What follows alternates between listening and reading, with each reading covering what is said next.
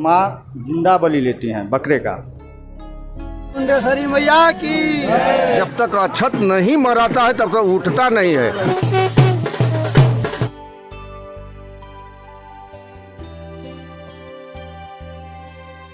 जब शुद्ध सत्वगुण के आपके अंदर भावना आएगी तो ऋतंभरा प्रज्ञा जागृत होगी।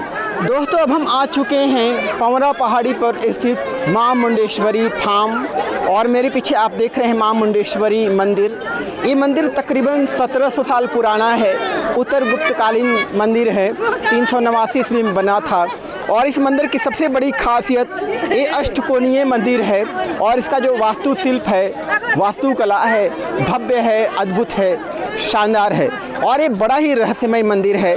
इसे आप बिहार का सबसे रहस्यमय मंदिर कह सकते हैं। जैसे आप मंदिर के अंदर चलेंगे तो अंदर में पंचमुखी शिवलिंग है जो कि आपको हर जगह नहीं मिलेगा, यदा कदा ही पंचमुखी शिवलिंग मिलेगा। और यहाँ का जो शिवलिंग है हमेशा रंग बदलते रहता है, दिन में कम से कम 3 बार। और अंदर माँ का जो रूप है, विग्रह है वाराही रूप में, उसे आप लंबे समय तक नहीं देख सकते हैं, इतना भव्य है। और अंदर में जो बलि होती है, बकरे की बलि दी जाती है, उसे काटा नहीं जाता है, सात्विक बलि होती है। वो जो बलि की परंपरा है वो आपको दुनिया में कहीं देखने को नहीं मिलेगी, यहीं मुंडेश्वरी मंदिर में ही देखने को मिलेगी। दोस्तों, अब हम आ चुके हैं माँ मुंडेश्वरी धाम मुंडेश्वरी मंदिर। संरक्षित स्मारक है आर्कियोलॉजिकल सर्वे ऑफ इंडिया। और मुंडेश्वरी धाम की यात्रा करने से पहले पूरा इतिहास बोर्ड पर यहाँ लिखा हुआ है।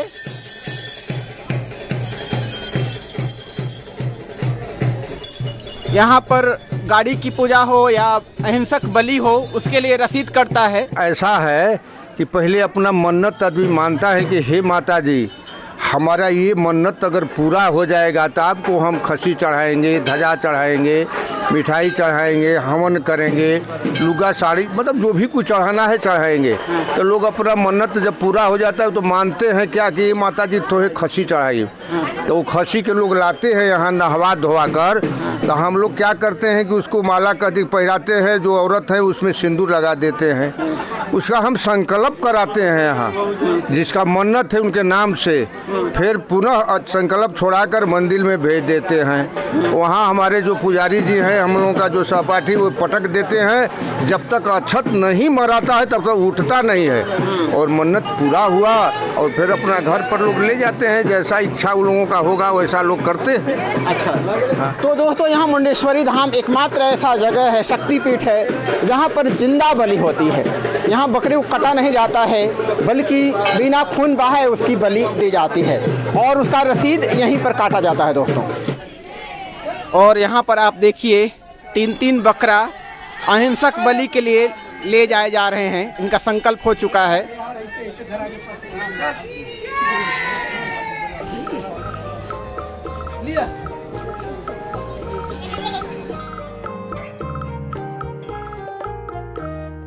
दोस्तों, बिल्कुल सामने आप देख रहे हैं बिहार के प्राचीनतम रहस्यमय मंदिरों में से एक मां मुंडेश्वरी मंदिर।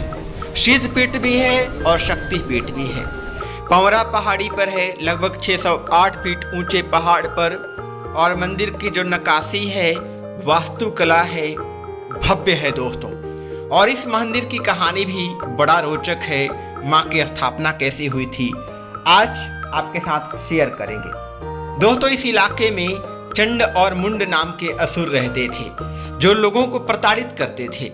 जिनकी पुकार सुन माँ भवानी पृथ्वी पर आई थीं और इनका वध करने के लिए जब यहाँ पहुँची तो सबसे पहले चंड का वध किया। उसके निधन के बाद मुंड युद्ध करते हुए इसी पहाड़ी पर छिप गया था। लेकिन माँ इस पहाड़ी पर पहुंचकर मुंड का भी वध कर दिया था। इसी के बाद से यह जगह माता मुंडेश्वरी के नाम से फेमस हुआ। और मुंडेश्वरी मंदिर पूरी दुनिया में केवल एक ही है, और वो भभुआ में जो सामने आप देख रहे हैं। आज से 1700 साल पहले उत्तर गुप्त काल में बने इस मंदिर के बाहरी दीवारों पर आप देख रहे होंगे उस काल के मूर्ति कला को, उत्तर गुप्त काल के स्थापत्य कला को, वास्तु कला को और कारीगरी को। रियली ब्यूटीफुल, बहुत सुंदर है दोस्तों।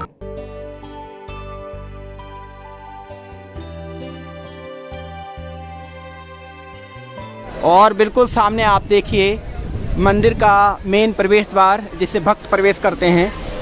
जय माता। पंचमुखी महादेव आप हैं जो मंदिर के गर्भगृह के मध्य भाग में स्थापित है और ये बहुत ही प्राचीनतम शिवलिंग है। अच्छा, इसका रंग बदलता है? हाँ, इस शिवलिंग के बारे में ये धारणा है कि इसका रंग स्वरूप दिन में 3 बार बदलता है। मंदिर की बनावट आप देख सकते हैं, इतना मतलब एंशियंट टेम्पल है। इसकी बनावट आप देख सकते हैं कि इस मंदिर के चारों तरफ जो पिलर हैं, जो आप ये खंभे देख रहे हैं, इनका मेजरमेंट इतना सटीक है कि किसी भी पोल को आप दूसरे पोल से जोड़िएगा तो 2 इंच का भी फर्क नहीं आता है। इस तरह एक क्रम में होते हुए आप मां मुंडेश्वरी का दर्शन कर सकते हैं। यही माता जी हैं जी।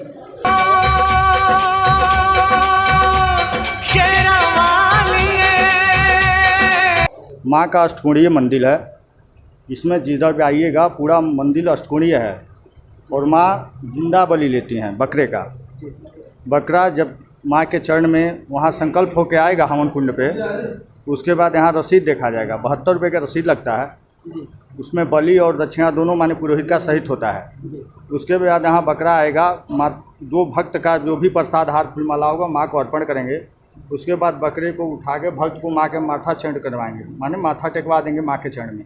उसके बाद पुनः बकरे को उठा के पुजारी माँ के चरण में सुला देंगे। उसके बाद फूल उठा के मार देंगे, बकरा जो है मूर्छित हो जाएगा। पुनः जब तक बकरे पर फूल या अक्षत नहीं मारेंगे पुजारी, तब तक बकरा जिंदा। बोले मुंडेश्वरी मैया की, बोले मुंडेश्वरी मैया की, बोले मुंडेश्वरी मैया की। लोग काशी से आए हैं, विश्वनाथ बाबा विश्वनाथ की नगरी से, और हम लोग इंतजार की घड़ी में हैं जल्द से जल्द माता जी का हम लोग को दर्शन मिले, इसीलिए कतार में लगे हैं। माता के बारे में बहुत दर्शन के हम लोग अभिलाषी थे और माता के बारे में बहुत सुना हुआ था पहले से, तो इसलिए माता के चरणों में आए हैं और माता से हम लोग सुखद दर्शन की कामना करते हैं। और भीड़ देख के लग रहा है कि हम लोगों को बहुत ही सुखद दर्शन प्राप्त होगा। प्राचीन मंदिर है। माँ की मुरादें पूरी करती है लोगों की, और लोगों का आस्था जुड़ा हुआ है यहाँ से, इसलिए सब लोग यहाँ पे आते हैं। प्राचीन मंदिर है, प्रसिद्ध है, इसलिए मनोकामना पूरा करने के लिए हम लोग आते हैं यहाँ पे। अच्छा, तो इस मंदिर की खासियत आपको क्या नजर आई? अरे मंदिर बहुत पुरानी है और अद्भुत है देखने उखने में, और ऊपर है चोटी पर और पहाड़ के बीच में है। माता रानी में बहुत शक्ति है, इसलिए यहाँ पे हम लोग आते हैं दर्शन करने। अच्छा, आपकी मनोकामना कुछ थी? हाँ, यहाँ पे मनोकामना पूरी होती है। अच्छा, हाँ। तो क्या मांगा इस बार आपने? इस बार तो हमने कुछ नहीं मांगा, मेरा मन्नत पूरा हुआ है तो हम आए अपना मनोकामना पूरा करने।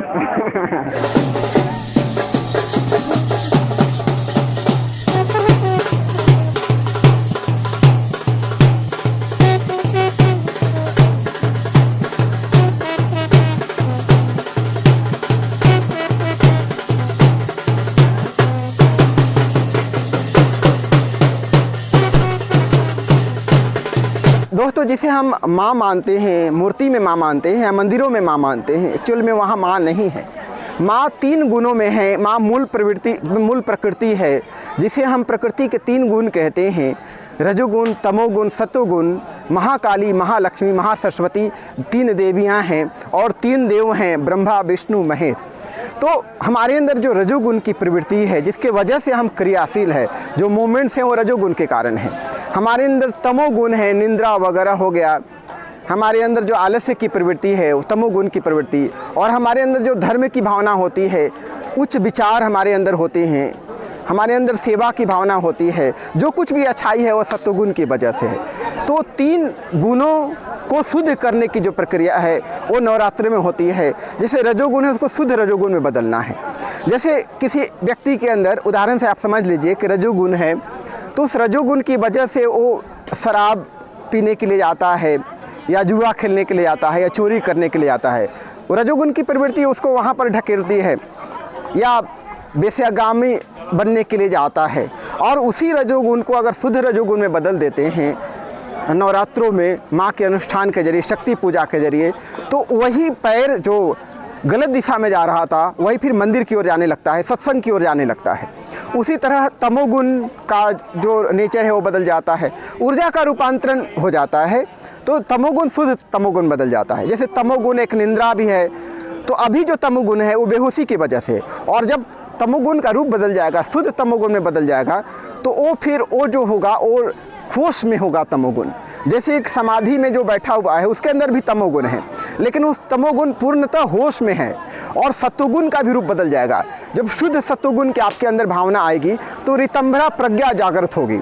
ऋतंभरा प्रज्ञा जो आपके लिए मुक्ति का द्वार खोलेगी, आपके जन्म जन्मांतर के बंधन कट जाएंगे, आप सभी बंधनों से मुक्त हो जाएंगे, सभी विकारों से मुक्त हो जाएंगे, और आप जो डिवाइन एनर्जी कहते हैं, सत्यम शिवम सुंदरम कहते हैं, उस ऊर्जा से, परम ऊर्जा से आप एक हो जाते हैं, आप ईश्वरी हो जाते हैं, आप ब्रह्मी हो जाते हैं, आप राममय हो जाते हैं, जिसे हम रामनवमी कहते हैं, रामनवमी का त्यौहार कहते हैं। तो ये रहस्य है दोस्तों, अगर आप गहराई से समझेंगे तब इस बात को समझ पाएंगे, और जब आप खुद इस जीवन में चलेंगे, यात्रा में चलेंगे, तब आपको समझ में आएगा। क्योंकि हमारा जीवन आज हम पूर्णतः ब्रह्मचर्य का पालन कर रहे हैं, क्योंकि हमारे अंदर जो रजोगुण की प्रवृत्ति थी पहले, वो आज शुद्ध रजोगुण में बदल गई है। जो तमोगुण है वो शुद्ध तमोगुण में, और हम कोशिश कर रहे हैं कि हमारे जो सत्वगुण की भावना है वो पूर्णतः शुद्ध सत्वगुण में बदल जाए, ताकि ऋतंभरा प्रज्ञा में हम प्रतिष्ठित हो जाएं, हमारी प्रज्ञा जाग जाए। उसके लिए हम प्रयास कर रहे हैं, और हर इंसान के अंदर काबिलियत है दोस्तों। आप भी अपने अंदर ऋतंभरा प्रज्ञा को जागृत कर सकते हैं। उसके लिए आपको झूठी दुनिया से अपना मुंह मोड़ना पड़ेगा, सच्चाई की ओर आगे कदम बढ़ाना पड़ेगा। तो आप जो है कमेंट ज़रूर कीजिएगा कि हमारी यात्रा शक्तिपीठों की, और हम जो आपको बात बताते हैं वो आपको कैसा लगता है। जय माता दी।